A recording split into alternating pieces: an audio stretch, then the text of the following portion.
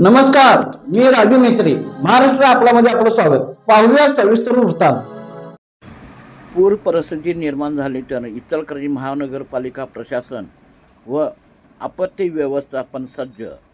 संजय कांबळे. गेले 4 ते 5 दिवस झालं मुसळधार पाऊस चालू आहे.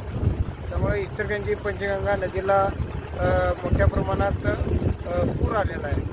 त्यामुळं जो लहान पूल आहे वाहतुकीचा, जो वाहतुकीसाठी बंद करण्यात आलेला आहे, कोणताही अनुचित प्रकार घडू नये म्हणून आपण तो पूल बंद करून पर्याय मोठ्या पुलावरनं वाहतूक चालू करण्यात आलेली आहे. त्याच पद्धतीनं इचलकरंजी महानगरपालिका आपत्ती व्यवस्थापनाच्या वतीनं पंचगंगा घाटावर या ठिकाणी यांत्रिक बोट व फायर पटक व त्याच्यावरचे जवान या ठिकाणी तैनात करण्यात आलेले.